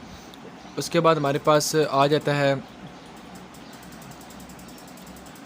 नेक्स्ट हमारे पास स्टैटिक टाइप्स आएंगी, आई थिंक सो। ये प्रोग्राम आपने एक दफ़ा पढ़ लेने खुद, ठीक है। यहाँ पे आनी चाहिए static types. Lecture number 32 start हो रहा है। यहाँ पे होनी चाहिए स्टैटिक टाइप्स का कंसेप्ट। अच्छा, जो बाकी थ्योरी आपने खुद एक दफ़ा पढ़ लेनी है। अब हमारे पास है जेनेरिक प्रोग्रामिंग क्या होती है। जेनेरिक प्रोग्रामिंग का मतलब होता है अगर हम एक सिंगल फंक्शन या क्लास रखते हैं या लिखते हैं जो हमारे पास ऑल डाटा के लिए यूज़फुल होती है, वो हमारे पास उसको हम क्या कहते हैं, जेनेरिक प्रोग्रामिंग कहते हैं, जो कि ऑल डाटा टाइप के लिए यूज़ होती है, वो हमारे पास जेनेरिक प्रोग्रामिंग कहते हैं। मैं एक दफ़ा और रिपीट कर देता हूँ। अगर हम सिंगल फंक्शन या क्लास रखते हैं या उसको राइट ऑफ करते हैं तो जो तमाम जो डाटा टाइप्स के लिए जो यूज़फुल होती है, उसको जो तमाम डाटा टाइप्स के लिए यूज़फुल हो रही है, वो हमारे पास जेनेरिक प्रोग्रामिंग कहती है, और जो ऑल डाटा टाइप्स के लिए यूज़ होती है, ठीक है। इसके बाद हमारे पास यहाँ पे इसके एडवांटेजेस आ जाते हैं। यहाँ पे जेनेरिक प्रोग्रामिंग का इसके एडवांटेजेस एक ये है कि इसको रीयूजेबल का कहा जा सकते हैं, ठीक है। Code can work all data types के लिए रीयूजेबल हो सकता है, और राइटेबिलिटी के लिए भी हम कर सकते हैं। मीन के कोड टेक लेयर टाइम टू राइट, ठीक है, वो कम टाइम लेता है। मेंटेनेबिलिटी का मतलब है it is easy for us to maintain, ठीक है, हमारे लिए आसान होता है उसको मेंटेन करना। अब हमारे पास टेम्पलेट का फंक्शन आ चुका है। टेम्पलेट हमारे पास क्या होती हैं और हम इनको क्यों यूज़ करते हैं। टेम्पलेट्स को हम क्यों यूज़ करते हैं, वो use it for the generic programming, ठीक है। टेम्पलेट को हम किस लिए यूज़ करते हैं, वो use it for generic programming का हम यूज़ करते हैं। इसके टू काइंड होते हैं, फंक्शन टेम्पलेट और क्लास टेम्पलेट। फंक्शन टेम्पलेट का मतलब होता है that can be parameterize to operator on different types of data types. Template का मतलब उसका है फंक्शन टेम्पलेट का मतलब है कि जो डिफरेंट डाटा टाइप्स होती हैं उनके ऊपर जो ऑपरेटर जो हैं ऑपरेट करते हैं, उसको के लिए हम जो यूज़ करते हैं वो फंक्शन टेम्पलेट। क्लास टेम्पलेट के लिए हम क्या यूज़ करते हैं वो मैं आपको बता देता हूँ, और नीचे इसके जो टॉपिक्स है मोस्ट इंपॉर्टेंट है। इसके बाद हमारे पास आ गया है क्लास टेम्पलेट। क्लास टेम्पलेट का मतलब होता है कि a vector class template can store data element of different type without template we need a separate vector class for each data type. ये चीज़ आपने रिमेंबर रखनी है, बल्कि यहाँ पे आगे आ भी जाएगी, ठीक है, ये आपको। अच्छा, फंक्शन टेम्पलेट के अंदर ये इसको डिक्लेयर कैसे करवाया जाता है, ये मेथड है, ये इंपॉर्टेंट है पेपर के पॉइंट ऑफ व्यू से मोस्ट MCQs के। इसको इस तरह भी लिख सकते हैं, इस तरह भी, और इन 3 मेथड्स के ज़रिए। टेम्पलेट को क्लास टी के साथ ही वाइड फंक्शन TX के साथ टेम्पलेट को इसके अंदर पैरामीटर पास कर सकते हैं, type name T, wide function name TX, इस तरह ये आप याद रखना है। ये टेम्पलेट फंक्शन के आगे हमारे पास क्लास टेम्पलेट का कंसेप्ट आ जाता है, वो मैं आपको यहाँ पे बताता हूँ। क्लास टेम्पलेट का ये यहाँ पे एक दफ़ा ऊपर होगा मेरे ख्याल से,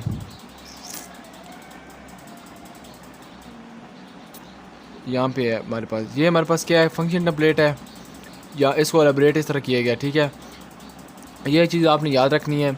उसके बाद यहाँ पे मेरे ख्याल से और इम्पोर्टेंट नहीं है। अच्छा, लेक्चर नंबर अब हमारे पास 33 है, उसके अंदर हमारे पास क्या दिया वो मैं आपको यहाँ पे जो कि बता देता हूँ। ये हमारे पास एक टॉपिक रहेगा यूज़र डिफाइन स्पेशलाइज। इसके अंदर हमारे पास एक इम्प्लिसिट होता है, एक्सप्लिसिट। इम्प्लिसिट का मतलब है जो हम कंपाइलर सिस्टम के थ्रू करते हैं वो इम्प्लिसिट है, और एक्सप्लिसिट का मतलब होता है कि जो हम यूज़र, एक्सप्लिसिट का मतलब होता है जो प्रोग्रामर के थ्रू या यूज़र के थ्रू करते हैं, वो हमारे पास क्या कराता है, एक्सप्लिसिट कराता है। ये यूज़र स्पेशलाइजेशन का मैंने आपको बता दिया। इस लेक्चर नंबर 33 के अंदर हमारे पास आ जाता है, ये यहाँ पे वही चीज़ एलेबोरेट की गई है। असल में यहाँ पे था हमारे पास क्लास टेम्पलेट का टॉपिक यहाँ पे स्टार्ट होता है, वो मैं आपको बता देता हूँ, वो इंपॉर्टेंट है पेपर के पॉइंट ऑफ व्यू से। लेक्चर नंबर 30, ये हमारे पास 33 है, वो था लेक्चर नंबर 32 के अंदर क्लास टेम्पलेट। अच्छा, मुझे यहाँ से तो अभी मेल नहीं रिफाइंड नहीं हो रही क्लास टेम्पलेट का। बाय द वे, जो क्लास टेम्पलेट के अंदर आपने एक उसकी डेफिनेशन और उसका जो कि मेथड क्या होता है उसको लिखने के तरीके जो हैं 2-3 आपको यहाँ पे बताए जाएंगे, वो आपने रिमेंबर रखने हैं पेपर के पॉइंट ऑफ व्यू से, मोस्ट इंपॉर्टेंट है, ठीक है। अब हमारे पास लेक्चर नंबर 34 स्टार्ट हो रहा है, ठीक है। 34 के अंदर हमारे पास इसमें अंदर क्या क्या आ जाते हैं ये हम देखते हैं, ठीक है। इसके अंदर हमारे पास जेनेरिक एल्गोरिथम आ जाता है, उसके बाद जो इंपॉर्टेंट है वो चीज़ें मैं आपको करा दी। बाकी ये चीज़ें क्लास टेम्पलेट का आपको तो पता है, CS201 आप पढ़ चुके हैं। और ये देखें, सॉरी, क्लास टेम्पलेट ये देख हमारे पास आ गया है। क्लास टेम्पलेट की ये आपने डेफिनेशन याद रखनी, ये और ये हमारे पास MCQs का ये जो बोल्ड के अंदर है ये आपके MCQs में आ सकते हैं, ये आपने ये चीज़ याद रखनी है।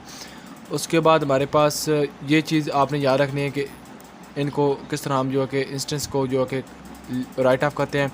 इस तरह लेक्चर नंबर 35 के अंदर आ जाता है मेमोरी टेम्पलेट्स क्या होते हैं।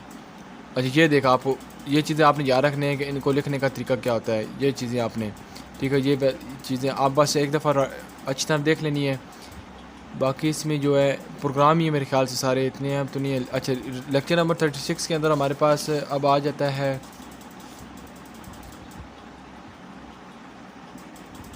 अच्छा यहाँ पे जो एक ये कंसेप्ट हमारे पास रह गया था, पार्शियल स्पेशलाइजेशन क्या होती है।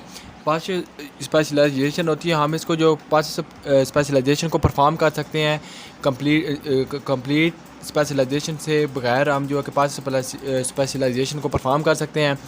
और इसके बाद ये चीज़ें आपको पता होनी चाहिए हमने इसको किस तरह जो है कि हम राइट ऑफ कर सकते हैं। और इसके बाद जो कंप्लीट स्पेशलाइजेशन है ये हमारे पास होता है कि आप partial specialization of a template exist between general specialization and complete specialization. ये चीज़ आपने एक दफ़ा याद रख लें, यहाँ पे थ्योरी आप जब पढ़ेंगे आपको यहाँ पे मिल जाएगा, ठीक है। यहाँ पे ये चीज़ें आपको बताई गई हैं स्पेशलाइजेशन के अबाउट, ठीक है। उसके बाद हमारे पास यहाँ पे थे मोस्ट इंपॉर्टेंट है जनरल टेम्पलेट, पार्शियल स्पेशलाइजेशन और कंप्लीट स्पेशलाइजेशन का टॉपिक था, ये मोस्ट इंपॉर्टेंट है। अच्छा जो ये है पार्शियल स्पेशलाइजेशन का ये मोस्ट इंपॉर्टेंट टॉपिक्स है पेपर के पॉइंट ऑफ व्यू से। ये आपको चीज़ जो मैंने आपको बस ब्रीफली बताई थी, लेकिन ये मुझे भी याद है कि ये मोस्ट इंपॉर्टेंट है। फर्स्ट हमारे पास ये मेथड लिखा होगा, इसको हम जनरल टेम्पलेट कहते हैं। सेकंड जो मेथड इसको इस तरह लिखा होगा हम इसको क्या कहेंगे, पार्शियल स्पेशलाइजेशन कहेंगे। और फिर अगर इस तरह लिखा होगा तो हम इसको पार्शियल स्पेशलाइजेशन कहेंगे, ठीक है, इन दोनों मेथड को। उसके बाद हमारे पास जो आखिर में आ जाता है ये हमारे पास क्या कराएगा, कंप्लीट स्पेशलाइजेशन कराएगा, ठीक है। इसके बाद हमारे पास एक और टॉपिक था नॉन टाइप पैरामीटर थे, ठीक है। ये देख हमारे पास अब इसको जो हमने एलैबोरेट किया है तो ये हमारे पास इंट जो आई होगा ये हमारे पास क्या है, नॉन टाइप पैरामीटर है, ठीक है। यहाँ पे जो आई इज़ इक्वल टू, ये देख यहाँ पे आई इज़ इक्वल टू 5 है जो है कांस्टेंट वैल्यू स्मॉल यहाँ पे, तो ये हमारे पास क्या होगा, नॉन टाइप पैरामीटर हो। ये चीज़ें मैंने आपको जो स्किप करा लेकर अभी करवा दी, ये मोस्ट इंपॉर्टेंट, ये दोनों तीनों चीज़ों को आपका नेम याद होनी चाहिए। इसके बाद हमारे पास लेक्चर नंबर 37 के अंदर रेजोल्यूशन आर्डर आ जाता है, ठीक है, ये देखें। अच्छा रेजोल्यूशन आर्डर क्या होता है कि कंपाइलर जब कंपाइलर डिसाइड करता है कि स्पेशलाइजेशन को कौन सी या किस तरह हमने उसको तरतीब सीक्वेंस में या तरतीब देना है, उनको वो एक पार्टिकुलर आर्डर को फॉलो करते हैं जिसके थ्रू वो सर्च करता है, ठीक है। It is first of all जो कि कंपाइलर क्या करता है, वो क्या करता है कि देखता है कि कंप्लीट स्पेशलाइजेशन को, ठीक है। यहाँ पे रेजोल्यूशन आर्डर को आपको बताया गया होगा, वो फर्स्ट ऑफ ऑल क्या करता है, कंप्लीट स्पेशलाइजेशन को देखता है। उसके बाद वो क्या देखता है, अच्छा उसके बाद वो देखता है कि हमारे पास जो कि देखता है require then it's search uh partial specialisation, ठीक है। थर्ड के अंदर हमारे पास आ जाता है in the end is search a general template.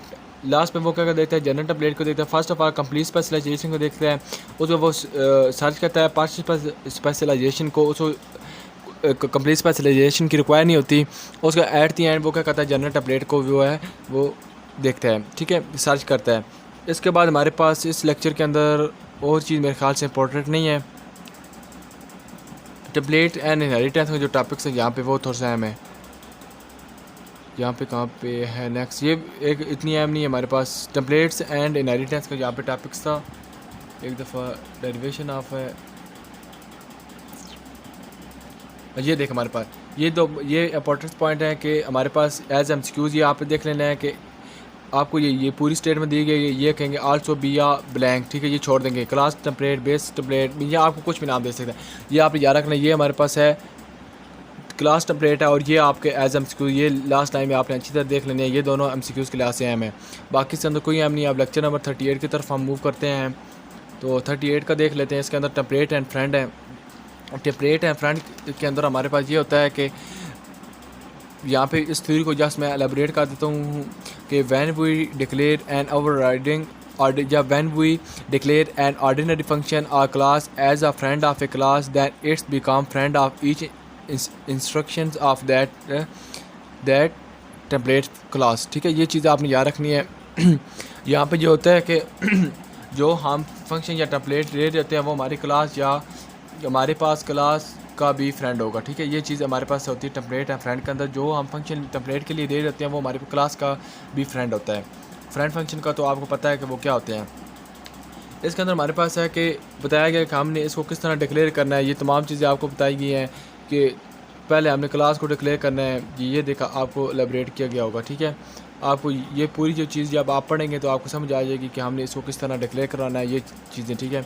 ये आपने जैसे इसके जो है देख लेना सिंटैक्स वगैरह टेम्पलेट का वहाँ पे यूट्यूब से कि इसका क्या मतलब है। अब हमारे पास लेक्चर नंबर 39 to 45 थे, ये मोस्ट इंपॉर्टेंट। यहाँ से आपका जो कि ये लॉन्ग स्टार्ट होने जा रहे हैं यहाँ से तमाम के। तो प्रीवियस में आपको 3-4 जो कंसेप्ट मैंने आपको बताए थे कि बस ब्रीफली मैंने आपको बताया था यहाँ से प्रीवियस से 3 से जो 4 चैप्टर थे, बाकी आपने वो खुद पढ़ लेने हैं। अब हमारे पास कंसेप्ट आ जाता है टेम्पलेट कंक्लूजन के आ गया। ये टेम्पलेट में आपको बताया था कि इसका एडवांटेज ही आपने पढ़ लेना है कि इसका टेम्पलेट का क्या है। इसका मतलब है कि एक रीयूजेबिलिटी है, इसको रीयूज़ की जा सकता, राइटेबिलिटी है, वो बहुत कम टाइम लेता है उसको लिखने में। उसके बाद हमारे पास इसके आ जाते हैं मेंटेनेबिलिटी है कि उसको मेंटेन करना इजी होता है। और इसके डिसएडवांटेजेस भी हमारे पास हैं कि अगर हम जो कि if you don't use carefully then memory will be consume. अगर आप उसको केयरफुली अगर आप नहीं यूज़ करते, एहतियात से आप जब उसको नहीं लिखते या इस्तेमाल करते तो आप क्या करते हैं, मेमोरी आप कंज्यूम होगी। और उसके बाद होता है कि आपकी जो प्रोग्राम है उसकी रिलायबिलिटी के ऊपर भी इफेक्ट पड़ेगा। सेकंड पॉइंट ये है डिसएडवांटेजेस। अब हमारे पास है जेनेरिक एल्गोरिथम है, इसके अंदर हमारे पास 3 ऑपरेशन होते हैं मोस्ट इंपॉर्टेंट MCQs के लिहाज से। वो ये देखें, जेनेरिक एल्गोरिथम जो है ये आपसे as a MCQ as a short question या लॉन्ग क्वेश्चन पूछ सकती है। 3 कौन से हैं?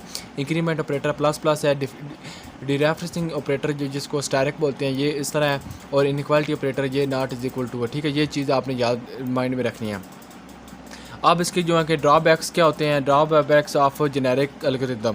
इसके ड्रॉबैक्स मैं आपको बता देता हूँ, यहाँ पे अगर लिखे गए हैं तो वेल एंड गुड, नहीं तो मैं आपको एलेबरेट कर देता हूँ। नीचे हम देखते हैं इसके, नहीं अब ये जेनेरिक एल्गोरिथम है और यहाँ पे ये हो गया कि अगर हम जो है कि नो सपोर्ट फॉर मल्टीपल ट्राइवर्सल, ठीक है। ये एक तो ये क्या है कि मल्टीपल ट्राइवर्सल को जो है कि ये यूज़ नहीं करते, ठीक है। जेनेरिक एल्गोरिथम जो है ये क्या करते हैं कि हमारे पास जो है मल्टीपल ट्राइवर्सल है उनको यूज़ नहीं करते। उसके बाद इसका ड्रॉबैक्स आ जाता है, ये देखें। उसके बाद सेकंड पे आ जाता है कि ये सपोर्ट करते हैं ऑनली ए सिंगल ट्राइवर्सल स्ट्रेटजी को, ठीक है। थर्ड पे आ जाता है कि ये इनकंसिस्टेंट बिहेवियर होता है इनका, यहाँ पे मेरे ख्याल से या ऊपर है एलेबरेट किया गया। अब इस तरह हमारे पास है इसी के अंदर आ जाता है कि कर्सर का, ठीक है। कर्सर का मतलब होता है कि ये हमारे पास it is a pointer that declare outside the container aggregate object. ये एक ऐसा ये मोस्ट इंपॉर्टेंट है। ये क्या होता है, it is better way to use, ठीक है। ये इसको इस्तेमाल करना ये हमारे लिए बहुत ही फ़ायदेमंद होता है। और सेकंड में क्या होता है कि इसको क्या कहते हैं, डिक्लेयर किया जाए आउटसाइड द कंटेनर या एग्रीगेट ऑब्जेक्ट, ठीक है। ये चीज़ आपने याद रखनी है। और इसकी एग्जांपल आपने याद रखनी है, T asterisk first, T asterisk beyond, T asterisk next और ब्रैकेट के अंदर टी स्टारिक। ये चीज़ आपने याद रखनी है। और इसका बेनिफिट क्या होता है, इसका बेनिफिट होता है कि we can do no any kind of traversal in any way. हम इसके अंदर किसी भी किस्म का जो ट्राइवर्सल होता है उसको परफॉर्म कर सकते हैं इजीली, ठीक है। उसके बाद हमारे पास इटरेटर्स का कंसेप्ट आ जाता है, यहाँ पे होगा इटरेटर्स का। बाकी आपको ये देखें इटरेटर्स क्या होते हैं। इटरेटर्स ये होता है कि विदाउट, ये मैं आपको जस्ट बता रहा हूँ कि without exposing its internal representation, its mean its work like cursor, but in this internal representation, or you can say like internal data, it doesn't show or represent, expose mean its keep data, hide, conceal। ये इटरेटर्स कराते हैं। Iterator को मैं आपको briefly बता देता हूँ। यहाँ पे ये है कि ये क्या करते हैं कि डाटा को एक्सपोज किए बगैर इंटरनली जो है ये हमारे जो डाटा होता है वो क्या करता है कि आप इसको जस्ट टू द पॉइंट कह सकते हैं कि जो हमारा डाटा होता है वो इंटरनली जो है वो हिडन होता है, वो कंसील होता है, मीन कि वो एक्सपोज नहीं करता डाटा। वो इटरेटर का काम होता है कि जो हमारे पास इंटरनल रिप्रेजेंटेशन के अंदर डाटा को एक्सपोज नहीं करता, हमारा जो डाटा है वो जो कि हिडन नहीं रहता है। और इसका एडवांटेजेस भी आपको मैं बताता हूँ क्या होता है। सेकंड पॉइंट है कि इटरेटर अलाउ करते हैं चेंजेस के अंदर traverse strategy without changing the aggregate object को चेंज किए बगैर जो ट्राइवर्स स्ट्रैटेजी होती है वो क्या करती है उसको इटरेटर को अलाउ करती है कि वो ट्राइवर्स स्ट्रैटेजी को चेंज करें बगैर किसी एग्रीगेट ऑब्जेक्ट को चेंज किए। और सेकंड थर्ड पे है कि they contributes to word data abstraction by emulating pointer. ये आपके पास जैसे आप यहाँ से 2 पॉइंट्स जैसे एक दफ़ा आप रीड आउट कर लें अच्छी तरह से। इसके बाद लेक्चर नंबर 41 के अंदर स्टैंडर्ड टेम्पलेट लाइब्रेरी क्या होती है। इसके अंदर STL स्टैंड पर क्या होता है, स्टैंडर्ड टेम्पलेट लाइब्रेरी होती है। ये मोस्ट इंपॉर्टेंट है, मैं आपको बता देता हूँ। ये प्रोग्राम जिसमें हम डिफ़िकल्टी ये प्रोग्राम में अगर कहीं पे भी डिफ़िकल्टी या इशू आते हैं कोड में, उस प्रोग्राम का सलूशन जो है इस लाइब्रेरी स्टैंडर्ड टेम्पलेट लाइब्रेरी के अंदर पड़ा होता है। डिफरेंट ईडर फाइल्स जो होती हैं पड़ी होती हैं यहाँ पे, ये ईडर फाइल को इस्तेमाल करता है, वहाँ पे उनका सलूशन आपको मिल जाता है। ऑलरेडी हमारे पास इसके अंदर कोड पड़ा होता है। जब भी हमें किसी भी मुश्किलात का सामना करना, इसके अंदर ये भी कोई मुश्किलात आती हैं उनको फेस नहीं करना पड़ता, ठीक है, क्योंकि इसके अंदर ऑलरेडी जो है उसका सलूशन पड़ा होता है इन फाइल्स के अंदर। इसमें कोड के अंदर कोई इशू जो आता है उनसे बचने के लिए हम क्या करते हैं, STL स्टैंडर्ड टेम्पलेट लाइब्रेरी का इस्तेमाल करते हैं। ये इसलिए बनाई गई है ताकि हम जो है कि इस कोड के अंदर कोई भी इशू आता है उनसे अवॉइड किया जा सके, ताकि हम ईज़िली उनसे हेल्प ले सकें। इसके अंदर हमारे पास आ जाते हैं कि STL कंटेनर के अंदर या कंटेनर इटरेटर्स एल्गोरिथम आ जाते हैं, 3 आ सकते हैं, आ जाते हैं STL के अंदर, ठीक है। कंटेनर इटरेटर और एल्गोरिथम आ सकते हैं, ये चीज़ इसके अंदर आ सकती है। STL कंट्रीब्यूट अब हमारे पास STL कंटेनर क्या होते हैं। STL जो कंटेनर होते हैं in it is an object the container a collection of data element, ठीक है। ये यहाँ पे चीज़ ये देख दी है, ठीक है। और इसके अंदर सीक्वेंस कंटेनर है, एसोसिएटिव कंटेनर और कंटेनर अडाप्टर हैं। ये 3 टॉपिक्स जो है लॉन्ग पासिंग क्लास है, इंपॉर्टेंट है, आपके एग्जाम पूछेंगे। सीक्वेंस कंटेनर क्या होता है, एसोसिएटिव कंटेनर क्या होता है और कंटेनर अडाप्टर क्या होता है। सीक्वेंस कंटेनर क्या होता है, सीक्वेंस कंटेनर के अंदर हमारे पास वेक्टर होते हैं, DQ होता है और लिस्ट होती है, ठीक है। लेकिन हमारे पास जो कि वेक्टर के अंदर क्या होता है, rapid insertion and deletion at back end, ठीक है, ये होती है। रैंडम एक्सेस टू एलिमेंट होते हैं। इसका जो वेक्टर के अंदर सेकंड जो है ये दोनों का सेम है, ठीक है, DQ वेक्टर के अंदर। लेकिन इसके अंदर क्या रैपिड इंसर्शन है, डिलीशन जो है बैक एंड पे होती है, लेकिन DQ के अंदर फ्रंट एंड पे होती है। लिस्ट के अंदर जो कि डबल लिंक लिस्ट होती है और रैपिड इंसर्शन एंड डिलीशन जो कि कहीं भी हो सकती है। वेक्टर के अंदर बैक पे होती है, DQ के अंदर फ्रंट पे होती है और लिस्ट के अंदर कहीं पे भी होती है। ये 3 आपने इनके नाम भी याद रखने हैं और इनका आपने मेथड भी याद रखना है। इनको हम जो कि कहाँ पे इनकी डिलीशन या इंसर्शन होती है। इसके अंदर हमारे पास एसोसिएशन कंटेनर आ जाता है। एसोसिएशन कंटेनर के अंदर क्या करते हैं, किसी भी हम इसके अंदर किसी भी फार्मूले के ज़रिए जो कि ऐड कर सकते हैं। अगर फिर उनको रिट्रीव करना, एक्सेस करना, तो उसी फार्मूले के ज़रिए हम उसको रिट्रीव या एक्सेस कर सकते हैं। इसमें कोई ना कोई फार्मूला वगैरह जो एसोसिएटिव कंटेनर के अंदर हम यूज़ करते हैं, ठीक है। अब हमारे पास आ जाता है कि सेट्स आ जाते हैं, ये एज MCQ याद रखना है। इसके अंदर नो डुप्लीकेट्स होते हैं एसोसिएटिव कंटेनर के अंदर। मल्टीकास्ट के अंदर डुप्लीकेशन होती है, अलाउ होती है। मल्टी मैप के अंदर जो होती है डुप्लीकेट कीज़ जो है अलाउ होती है। ये चीज़ आपने याद रखनी है एज MCQ। उसके बाद हमारे पास आ जाता है इंपॉर्टेंट MCQ है, फर्स्ट क्लास कंटेनर क्या होते हैं। उसके बाद हमारे पास आ जाता है फर्स्ट क्लास कंटेनर, ये एज MCQ आपने याद रखना है कि इसके अंदर हमारे पास जो सीक्वेंस और एसोसिएटिव जो सीक्वेंस होता है और एसोसिएटिव कंटेनर होता है, इन दोनों का आपस में मिक्सचर होता है, ठीक है। और इसके बाद हमारे पास आ जाता है स्टैक का आ जाते हैं। स्टैक के अंदर क्या तलीफ़ों का concept last in fast out होता है और ये डाप करते हैं वेक्टर को, DQ को और लिस्ट को करते हैं, ठीक है। क्यू के अंदर क्या होता है, क्यू के अंदर फिफ होता है। Stack last in fast out होता है, मीन के जो हमारे पास अगर हम टेबल के अंदर बुक रखता हूँ पहले 1 2 3 4 5, ठीक है।